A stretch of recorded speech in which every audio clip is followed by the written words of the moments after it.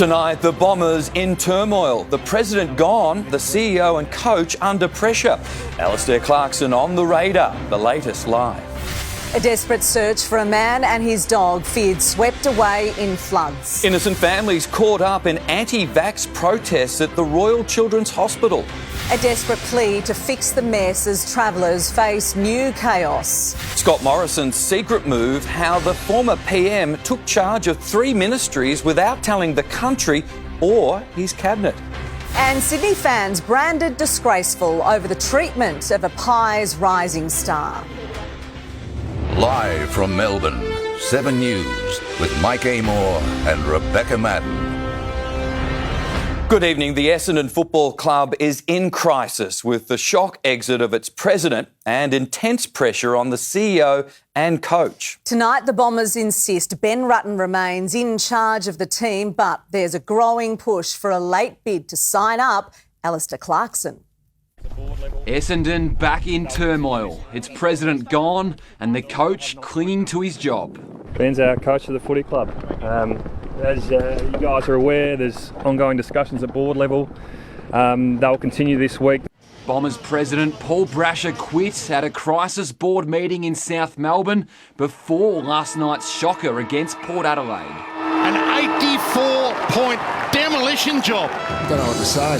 Oh yeah, we're bitterly disappointed. You know, it was an embarrassing effort and output from our guys. 7 News understands Mr Brasher's fate was sealed when he rejected an external review into the club's disastrous season. There's an ambition to drive improvement and make our football program the best program can be, and that's where we sit at the moment. Sport television executive David Barham is Essendon's new president. It's understood he's been demanding the external review for weeks. The club is backing Ben Rutten for now. But Alastair Clarkson looms large, with one of the greatest coaches in modern history currently fielding offers to return to the game. Have you spoken to Alastair Clarkson? I have not spoken to Alastair Clarkson. That's all I'm going to say, guys. The 4-time premiership coach quit Hawthorn late last season. He spent a year out of the AFL, with North Melbourne and the Giants both fighting for his signature. Essendon was dogged by the supplement saga for 5 years and hasn't won a final for more than 6,000 days. 84,000 members are getting restless. It really hurts me, hurts the players. Performances like that is not stuff that we can tolerate or accept.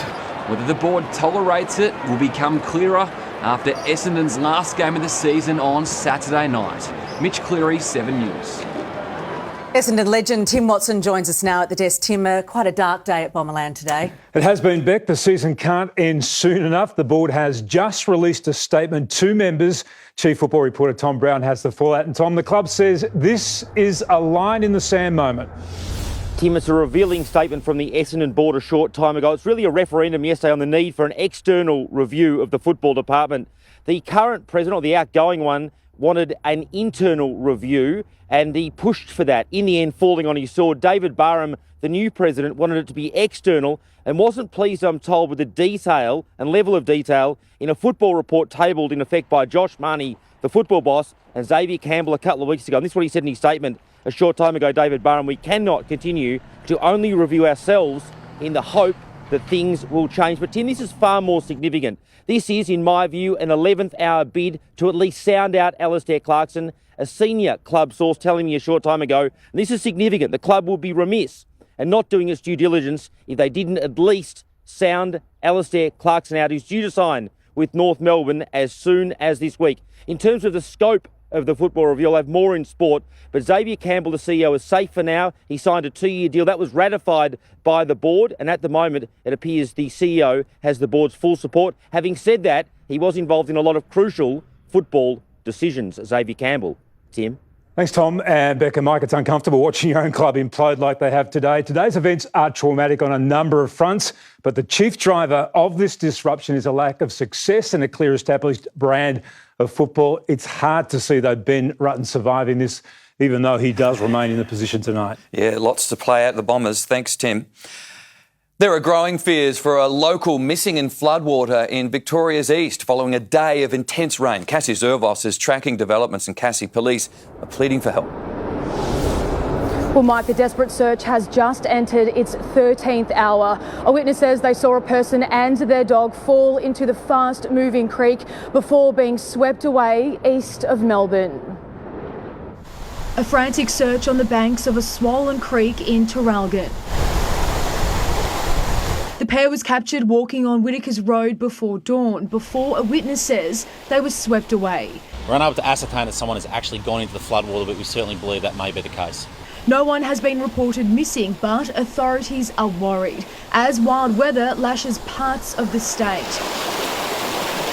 57 kilometres away, families near the Moe River woke to an emergency warning, urging them to move to higher ground. Even with the heavy rains in June last year, it didn't get quite to this stage.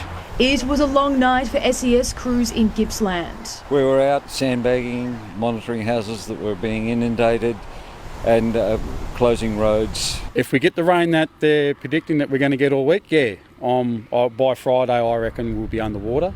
Paddocks transformed into pools at Trafalgar as a young girl rescued a trapped calf. A happy ending for her and the calf. We put it in the back of the Nissan and drove through the water and took it back to its mum, which was waiting for it. Other locals on edge this could be a repeat of last year. Give it another 24 hours and that will soon tell whether or not you're going to have a repeat of the CBD of Traralgon, Victory Park there in Traralgon, how it was all flooded last year. If this keeps up, that will flood. In the last 24 hours until 9 this morning, Ballara South recorded the most rain with 100 millimetres, 84 in Baluk, more than 70 mils in Mount Tassie and 67 in Warragul. It's a lot of rain all of a sudden. And 6 hours away at Mount Buller, 12 centimetres of snow covered the resort, with more forecast this week, as the wet conditions are expected to continue. Cassie Zervos, 7 News. Angry families and doctors are demanding protection after they were caught up in anti-vax protests at the Royal Children's Hospital. Parents claim they were blocked from visiting sick children. Allegedly fighting to protect children. You got the job and you still got sick. A protest over COVID vaccines prevented some of the state's sickest from accessing treatment. The police had to guide me through the middle of the protest and clear a path so that I could get back in. Carly Kirk's 11-year-old Darcy was undergoing chemotherapy inside. The weight of your child not being well and the element of will she get better and will things be okay in the end, it's a really, really stressful time. So to add this to it was just an unnecessary extra level. The medical community in agreement. Chief Health Officer Brett Sutton tweeting, "The unfathomable bit for me is that they think nurses and doctors are part of a huge global movement to poison children and adults. It's bloody astounding." I'd prefer to not give these people any oxygen beyond a mask in a resuscitation bay when they're struggling to breathe. But what I would like to see is that their ability to express their own rights doesn't come into direct conflict with mine and my colleagues to provide good care in a timely manner. The solution calls now for an exclusion zone around hospitals. These people need to be required to do the right thing. They don't understand that they need to do the right thing. There are already exclusion zones around abortion clinics to protect the rights of women. But the government wouldn't say whether it would impose similar measures at hospitals should they be targeted by protesters again. This should not have happened and would not have happened under a Liberal Nationals government. Jodie Lee, 7 News. Billionaire James Packer has made extraordinary allegations in a series of leaked emails. Packer claims that in 2011, while he was the biggest shareholder at Crown Casino, he paid Nine Entertainment chairman Peter Costello $300,000 to work as his secret lobbyist. He's also called the former treasurer a hypocrite and wants him to resign his public positions. Nine has refuted the claims. Canberra airport officials are ruling out a security boost after a man opened fire inside the terminal, sparking panic and a lockdown. The 63-year-old is behind bars after facing court, but there are still many questions. On the floor and under arrest, a gun not far away.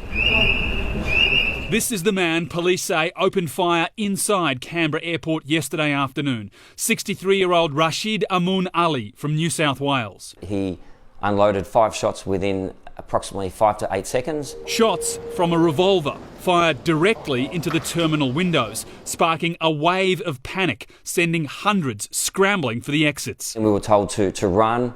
We're down on our hands and knees. Charged with 3 firearm offences, Amun Ali fronted Canberra Magistrates Court this morning. He didn't apply for bail and was held in custody. A mental health assessment ordered. It was certainly a terrifying event. One that saw the terminal locked down for 3 hours. Planes grounded, passengers not allowed off. 7 flights were eventually cancelled. The shooting has prompted questions about security here at the airport, but officials say it happened in a public area of the terminal before passengers go through any screening, and there are no plans for any additional measures. What happens at Canberra Airport is what happens at all airports around the world. There's a public area and people can come in and out of it, and that's as it should be. Insisting the gateway to the nation's capital, which regularly welcomes federal politicians and foreign dignitaries, is safe. Rob Scott, 7 News. Police claim a driver has been caught more than 6 times the legal limit with 2 children in his car. Police say the 43-year-old blew .312. He was first pulled over on Maroondah Highway in Croydon around 8 last night. His licence was suspended and he's expected to be charged on summons. Travellers across the country have been impacted by new airport chaos in Sydney. Queues stretched out the doors with the union warning that nothing will change unless more workers are employed. Monday morning air travel, not an easy exercise. Hundreds of passengers jammed in at domestic terminals around the country, grounded, going nowhere fast. I thought it'd be over, get it sorted. It's been months. Many simply not told what to do. What's frustrating is you don't know anything. Scenes like this are common during the school holidays. That's not just the case now. This is not the time when everybody is travelling. I just wish they had masks for us, because we're being told to push up, push up. The longest delays in Sydney and Melbourne. 2 cities, 1 sorry tale. Yeah, a bit long, hour and a half. The cause of today's issues, staff sickness, which forced the closure of several security gates. Tonight, workers claim that until more staff are employed, airports will be plunged further into crisis. People just don't want those jobs in aviation, and so we've got a massive rebuild to do in aviation, and this chaos is going to continue until we do it. Many of these people were prepared for some delays, even arriving 2 hours before their flight. But given the ongoing chaos here at Sydney Airport, they're worried that this could be the new normal. Before you could get to the terminal an hour before now, at least 2 hours. At least. Aviation is in absolute crisis, and days like today are just going to continue. Trying times for those hoping to fly. Liam Tapper, 7 News. Scott Morrison is facing questions after it was revealed he secretly took charge of 3 major portfolios at the height of the pandemic without telling the nation or even his cabinet. Anthony Albanese has described the move as tin pot and questioned the role of the Governor-General. Announcing he'd blocked the controversial PEP 11 gas project off the New South Wales coast, save our oceans, save our beaches. Scott Morrison said this. I decided to take the decision as the Prime Minister, which I'm authorised to do. But it's now known he'd secretly had himself sworn in as a duplicate resources minister to do it, overruling incumbent Keith Pitt, who supported the project. The PM did inform me that he'd been sworn into the portfolio at some time during 2021. An unprecedented move, hoping it'd save Liberal seats on Sydney's North Shore and Central Coast from the Teals and Labor. It didn't. This is a sort of tin pot activity that we would ridicule if it was in a non-democratic country. But Mr Morrison had also had himself secretly sworn into health and finance as well to step in if Ministers Greg Hunt and Matthias Cormann were struck down by COVID, unknown to the country, including Mr Cormann. It is unbecoming, it was cynical, and it was just weird. Obviously the Prime Minister, or then Prime Minister, had his reasons, his logic for it, but not a decision that I was a party to or was aware of. From the former Deputy Prime Minister. I disagree with it. We don't have a presidential form of government. We have a cabinet system of government. 7 News contacted Scott Morrison today. He declined to be interviewed as Anthony Albanese questioned the role of Governor-General David Hurley. How is it that the Governor-General could swear in Scott Morrison into ministerial portfolios without there being a transparency. A spokesman for the Governor-General saying normal process was followed and the decision to publicise appointments was a matter for the government of the day. Mr Albanese flying back to Canberra late today for high-level briefings before deciding what action to take. Mark Riley, 7 News. Moderna has been given the green light to build a facility to manufacture mRNA vaccines here in Melbourne. The centre will be built at Monash University and will be able to produce up to 100 million vaccine doses every year. This is a show of faith in Australia, in our nation, for Moderna to locate themselves here. It will be the first mRNA vaccine facility in the Southern Hemisphere. Crown Casino is slashing its operating hours because of a critical worker shortage. Rochelle Brown has the details. And Rochelle, the workforce woes are impacting restaurants. Mike, it's shaping up to be a tough few months ahead for hospitality businesses between climbing food prices and staff shortages. It's quiet here at Crown tonight, and it's only going to get quieter with major changes at some of Melbourne's finest dining restaurants. Empty takeaway stores, opening hours slashed. The skills shortage is forcing big changes at one of Melbourne's busiest premium dining precincts. With 95,000 open jobs in the accommodation and food service industry, this problem is just not going away. The post-pandemic crunch has forced Crown to scale back its operating hours. The majority of its restaurants and bars will now close on Mondays and Tuesdays. Capacity has been cut by 20 to 40% across the board as they search for chefs and waiters. Crown's one of the largest employers of hospitality workers in the state, and with all the big events that we hold, it's something that you want to make sure that we don't lose. More than 4,000 chefs are needed at venues across the state as hospitality bosses plead for expedited visas and more financial support to attract migrants. Every business in the hospitality sector is suffering in some shape or form as far as resourcing goes. Just lifting the caps is not going to solve the problem. We need something to entice those skilled individuals from around the world to come back to Australia. Rochelle Brown, 7 News.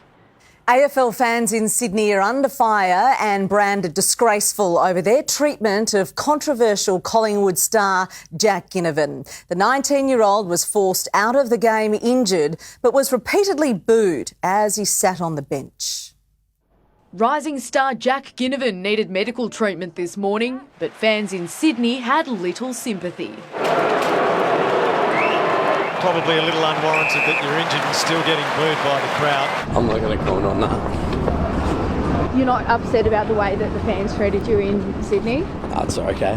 The 19-year-old wouldn't buy into the drama, leaving that to former and current Collingwood stars. I'd like to think the people out there wouldn't boo an injured player. I think it's absolutely disgraceful. He's a young kid going about his business. He's injured and they pan to him on the bench and the Swans fans boo. This from teammate Taylor Adams. Imagine booing an injured player. Grubs. I know they're catching up a little bit to what we do in the AFL and all those sorts of things, but I don't think that is the right thing and they shouldn't have been doing that. The 19-year-old has previously spoken about his struggles with mental health, amplified by the intense scrutiny that's followed him in his second season. Well, this is Jack Ginnivan's lot, but he knows how to silence them. For its part, the AFL declined to comment. Natalie Yannidis, 7 News. Well, a finals contender has taken a hit. Tim Watson, there's a fresh injury blow. That's right, Beck. We'll have exclusive details on a setback for a star, and it's not good news. Also, it's do or die for Carlton. The Blues boss calls for calm ahead of a grudge match with the Pies, and 2 Premier League managers come to blows in a fiery clash. It's been a very, very big day in sport. I'll be back shortly. That it has been. Thanks, Tim. See you soon. A dramatic police takedown in Melbourne's northwest has left witnesses shocked. Details coming up next on 7 News. Also ahead tonight, the new insight into how the cost of living crunch is hitting families in Victoria. Alec Baldwin facing questions in a twist on a movie set tragedy. Icon Park ready for fans again after a $50 million revamp. And later, super fast supermarkets, how they're stepping up the battle to get groceries to your door faster. A man has been hit by a car as he attempted to run from police in Melbourne's west. Officers had their guns drawn after spotting the suspect wanted over firearms offences. He fled into traffic on Raleigh Road, Maribyrnong, where he was arrested. The 36-year-old was taken to hospital but didn't need treatment. He's since been charged and remanded in custody. New number crunching shows higher living expenses will cost every Australian more than $600 this year. Expensive food and fuel are driving the surge, with energy and insurance bills now also adding to the pain.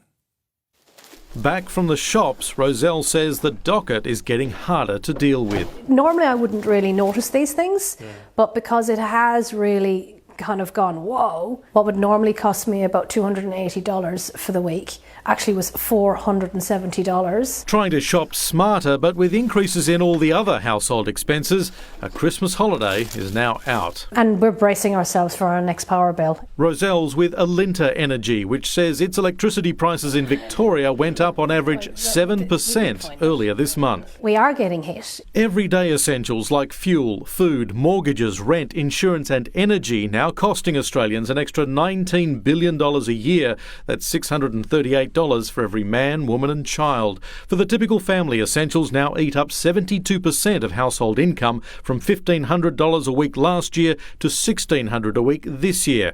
What's left over, down from $700, closer to $600. The Reserve Bank trying to dampen spending by raising interest rates, but economists say the full impact is still to come. Yes, they might see a fairly quick increase in their mortgage repayments, but they've got some savings built up, and that's particularly the case at the moment. There's no sign of a spending slowdown just yet, according to retailer JB Hi-Fi, today posting a $500 million net profit, and that despite the rate rises, sales being up almost 10% last month. Paul Kadak, 7 News. A new forensic report is casting doubt on Alec Baldwin's account of a deadly movie set shooting. The cinematographer died last October, with the FBI only just completing its findings into the gun that killed her. Examined in extraordinary detail. The shot through computer graphics. We need an ambulance out at Bonanza Creek Ranch right now. We've got 2 people shot. The panic and confusion on police body cam. Were you in the room when someone was shot? Holding the gun, yeah. Okay. The realisation on an interview room camera. I do have some very unfortunate news to tell you. She didn't make it. Cinematographer and mother Helena Hutchins dead. Director Joel Souza wounded. I was told I was handed an empty gun. Actor Alec Baldwin telling how he let go of the Colt 45's hammer, but... Well, the trigger wasn't pulled. I didn't pull the trigger. So you never pulled the trigger? No. I would never point a gun at anyone and pull a trigger at them, never. Now, an FBI forensics report contradicts the actor's account. The revolver could not be made to fire without a pull of the trigger. But the state's medical examiner notes an absence of obvious intent to cause harm or death and calls the shooting an accident. The investigation continues with no answer yet to the one question Alec Baldwin says really matters. That is, where did the live round come from? In the United States, Tim Lester, 7 News. After a 2-year hiatus, footy fans are finally welcome back at Carlton's home ground. Icon Park has undergone a $50 million redevelopment. It will become the home of AFLW and includes a new entry, interactive museum and aquatic centre. These are state-of-the-art facilities for both the AFL and the AFLW, and I think it's a genuine commitment and sign of our contribution to gender equality. Icon Park will host the AFLW season opener on Thursday, August 25. Jane Bunn joins us now. Jane, what's the latest on the rain? Well, Mike, after heavy falls overnight, rain eased back over southern Gippsland today. But it's not over. There is still a bit more to come. That'll sweep through Melbourne tomorrow too as the wind changes direction. Today, northwesterly winds certainly roughed up the bay and let the city climb to 16.7. Now, temperatures weren't as high in the far south, peaking at 13 or 14. Here is the rain that is still to come this week. It is quite a bit, but it's not wet all the time. The full details are after sport. Thank you very much, Jane. The Hawthorn Football Club is facing a legal fight. Up next on 7 News, why a former insider is taking the Hawks to court. Also ahead, what led to the hospital death of a young mum. The heartbreaking toll from a church tragedy. And Australia's top 10 employers revealed what sets them apart from the rest.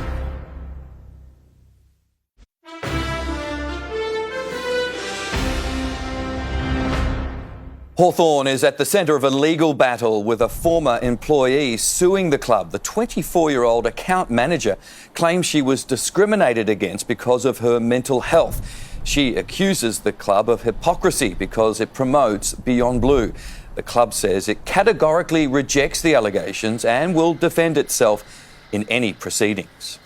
A doctor has apologised over mistakenly diagnosing a Melbourne mum with gastro in the hours before her death. Heartbroken parents say the Victorian hospital system failed their daughter and are calling for change. Annie O'Brien was 18 weeks pregnant when she died from septicemia after being misdiagnosed for gastroenteritis, a death her parents say should never have happened. The system, especially the private hospital system, the private hospital emergency department system, failed our daughter. She's not here.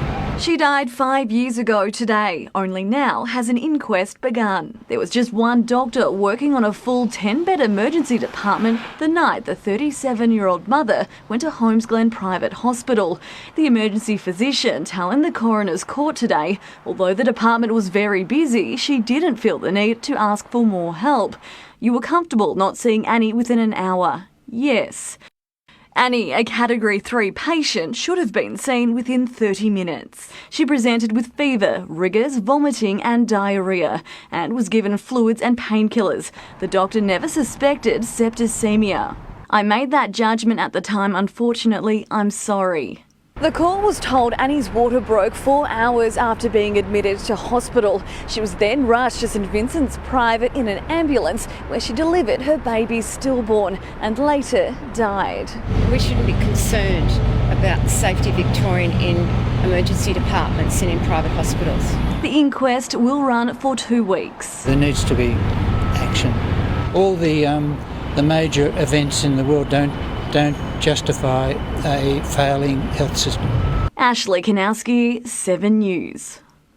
Qantas is increasing its domestic fleet in a surprise move to meet the demand for online shopping. The airline's freight division will order 6 Airbus A321s. Each will carry 23 tonnes of cargo, which is 9 more than the older planes they're replacing. Qantas is also converting 2 wide-body aircraft to freighters and leasing extra planes. The aircraft begin to arrive next year, with the order to be complete in 2026. 10 children are among more than 40 killed in a fire at a church in Egypt. 5,000 people were inside when the blaze broke out, resulting in a stampede.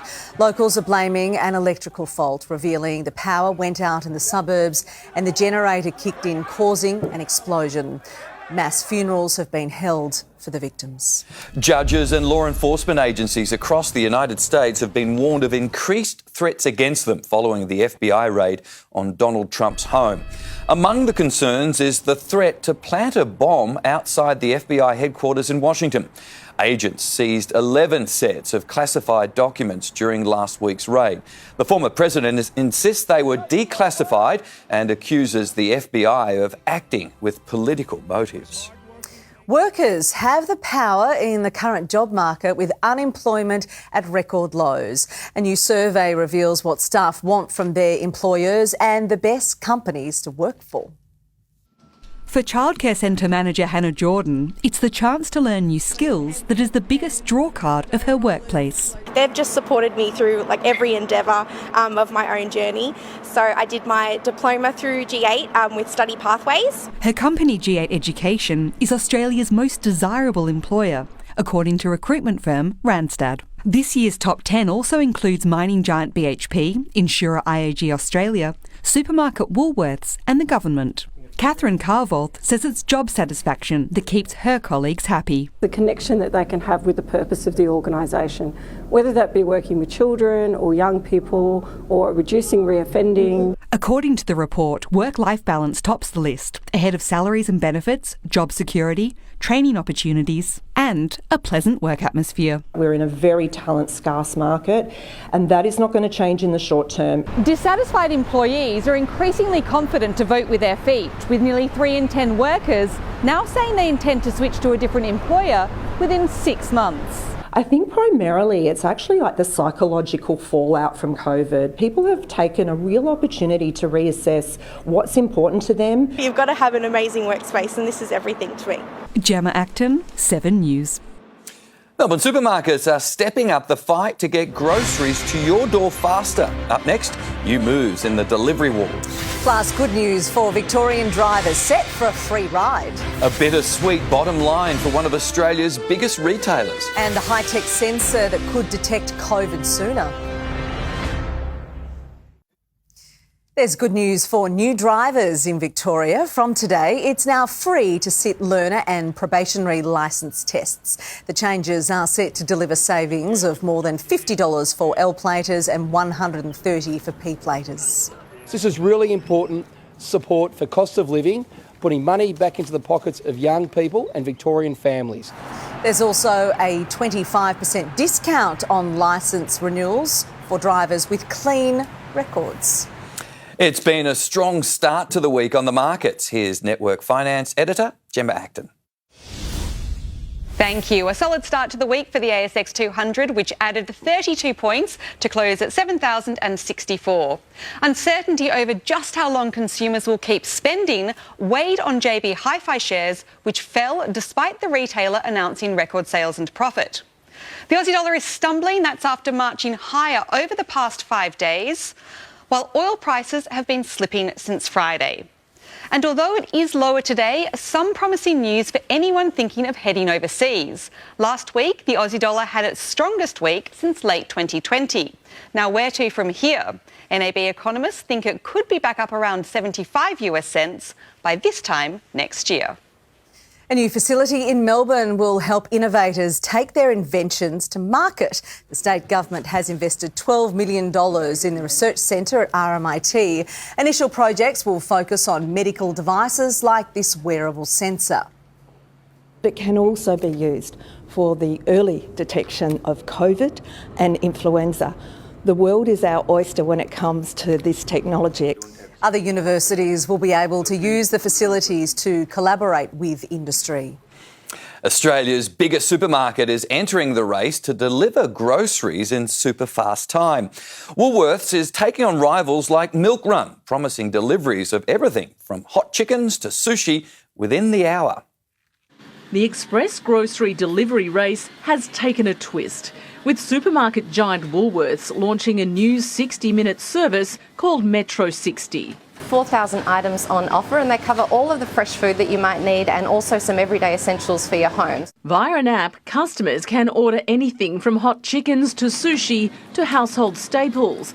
The goods collected from Woolworths' mini suburban Metro supermarkets dispatched in Ubers. Pretty much anything that you might need if you're shopping for dinner tonight or something for the next few days, that just to get you through. The rollout from 5 Melbourne Metro stores incorporates 40 suburbs, stretching from Newport to Parkville, Coburg to Ascot Vale. With speed and convenience the way of the future, the supermarket giant is taking on startups like Milk Run, which offers a range of 2,000 products, home delivered in minutes.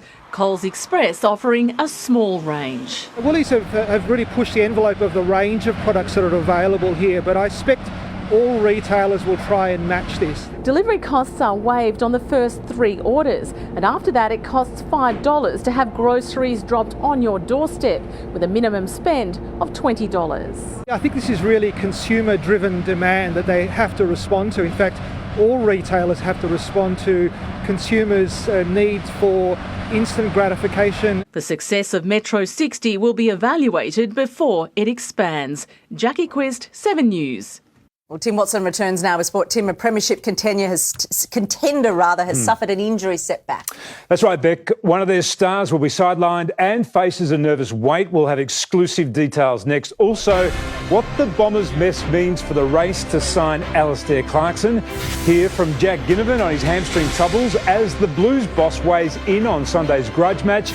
An NBA sharpshooter drops into the G as a Demon star hits back at the critics, and the handshake that sparked wild scenes in the Premier League.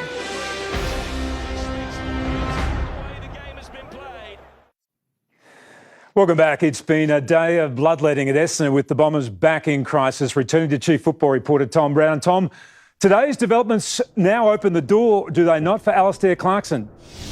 Tim, they do. Ben Rutten, at least officially, will be the coach this weekend for their final game of the season. But there's a huge asterisk next to Rutten's name. Firstly, because of Alastair Clarkson. I'm assured tonight the club is duty-bound and will at least inquire on Alastair Clarkson at the 11th hour and 59th minute, because he's about to sign Alastair Clarkson, if he hasn't already, with the North Melbourne Football Club. I think, broadly speaking, Essendon would have been his preferred choice. The question tonight, whether Essendon's bloodletting today is too late to get Clarkson on board. Rutten's second problem is now an external review. Brasher, the outgoing president, Paul, had basically guaranteed Rutten, guaranteed Josh Marnie, and guaranteed Adrian Dodoro, the list boss. That's all out the window now, because it will be an external review, a football review that will be broad. The incoming president wasn't pleased. That was, in effect, like marking your own homework. He wants a comprehensive review, a line in the sand moment, Tim. The other complicating factor, the timing. We're coming to trade period. Essendon will need certainty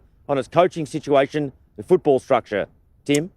Thanks, Tom. The Cats' premiership hopes have taken a massive hit. Mitch Cleary has exclusive details, and Mitch, their star forward, is facing time on the sidelines.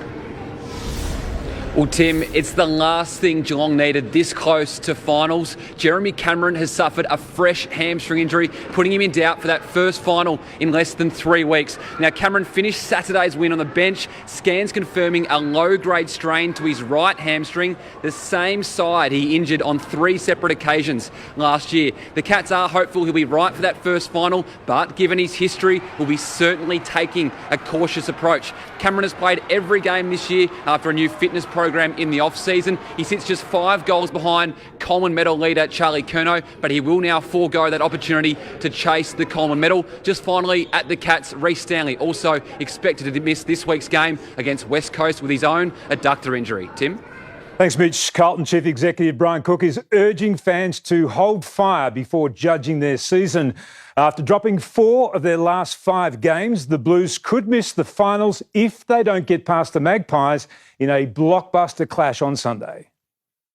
Carlton's proud history on show at its upgraded headquarters, and there's a sense of excitement around the club. You can tell by the buzz amongst our fans, our members, just how big it is.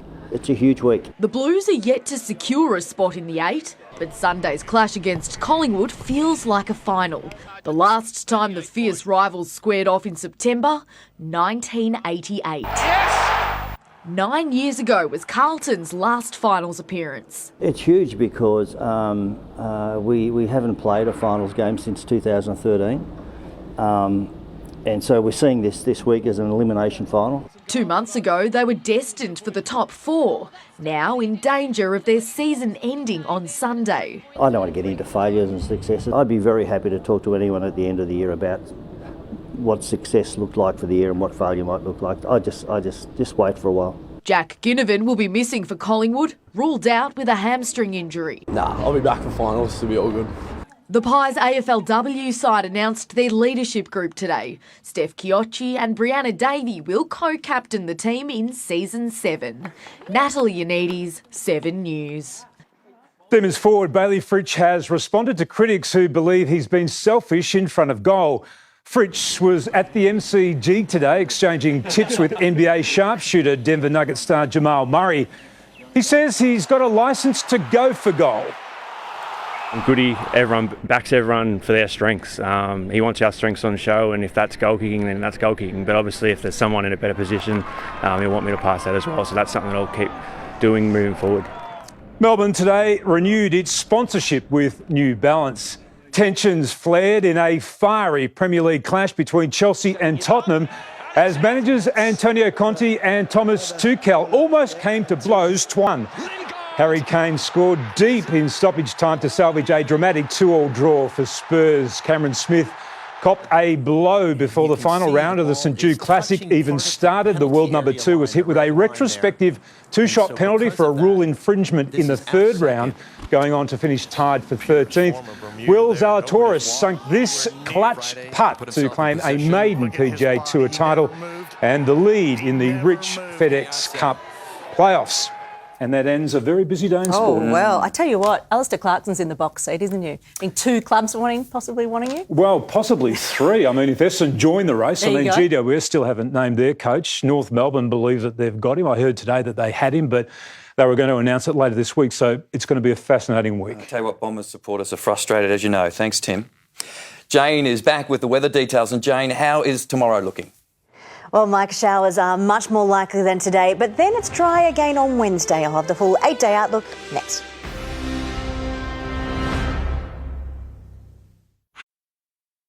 Hacked and robbed. $200,000 gone.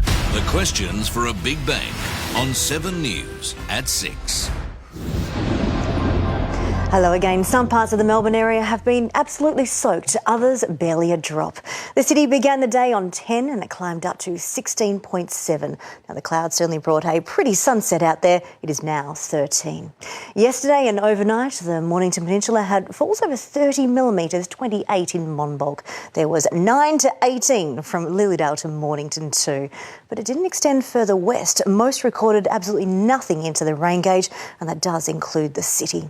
Rain continued over the outer southeastern suburbs this morning, while showers came in across the ranges, but much of the Melbourne area was in a rain shadow thanks to the wind being a northwesterly. The falls in southern Gippsland were higher. That was the bullseye of this rain, as the low that was driving all of this was just to the southeast of there. Several spots recorded 90, even 100 millimetres. Maui had 79, Warragul 67, some big falls in that western and southern parts of Gippsland. The Maui River has now come down from major to moderate flooding, and several other southern Gippsland rivers are in minor flood. However, there is water across the catchment too. It doesn't just fall near the rivers. That can certainly close roads like the highway towards Phillip Island now. The rain still came into southern Gippsland at times today, but the totals were much lighter. There is activity up on the ranges, falling of snow in the Alps, a dry gap in through here, and then lots more activity up in the far northwest, and that one had some local thunderstorms in it. What is causing all of this? It's a deep low pressure system. It's over Bass Strait and is bringing all of that rain. Now that will slowly cross Tasmania tomorrow as the trough that is causing the showers and thunderstorms over the Mallee, that's going to move away and not cross Victoria. High pressure will be giving us a break when this one comes through on Wednesday. Then the next rain system arrives, this one coming from the west, a strong cold front. In the next 5 days, this is how much rain is likely. We're looking at another 30 to 50 millimetres for southern parts of Gippsland. But the next system has less of a bullseye, so it's spreading it out over more, covering more of southern Victoria and the ranges too. Not much for the northwest, not much for eastern parts of Gippsland. Around the nation tomorrow, generally dry in Sydney. Adelaide does look dry. We've got the high pressure system moving through. Over in Perth, it is up to 30 millimetres of rain thanks to that cold front coming in. Lots of sunshine is likely in Brisbane. To Victoria, the north is fairly dry, cloud giving way to sunshine, the odd shower making it up and over the ranges. Widespread showers, however, they continue over the ranges and south thanks to a breezy southwesterly wind. Local thunderstorms in the afternoon in Gippsland. We're looking at snow in the Alps slowly rising. and then all of that activity gradually drying up later as the low pressure system finally moves away. Closer in, we are wet in the morning and afternoon, all of these showers passing through. Now it's a moderate to breezy southwesterly wind, so most of them are reaching eastern suburbs, but we'll still see a little bit over in the west there. It should be drying up at night. We're looking mostly dry across the Melbourne area. The city at top of 15, showers much more likely than today. Most of them are during the day. It is 15. On the 8-day outlook, as we go into Wednesday, that's our dry day. Sunshine in the morning, showers at night. Wet Thursday night into Friday, a dry break on Sunday. So tomorrow it's a top of 15. We've got showers passing through. Most of those will be during eastern suburbs and pretty much dry by the evening. OK, thanks, Jane. Now for a look at what's on Sunrise tomorrow. Thanks, Beach. Tomorrow on Sunrise, how a mass tutor and waiter created $1 million property portfolio. Here's tips for striking it rich. Plus, could we be knocking on your door with $10,000 in groceries? Be watching Sunrise and you could be our next big winner. See you in the morning, Melbourne. And that's 7 News for this Monday, the 15th of August. We'll have updates throughout the night. But now, from the 7 News team, good night.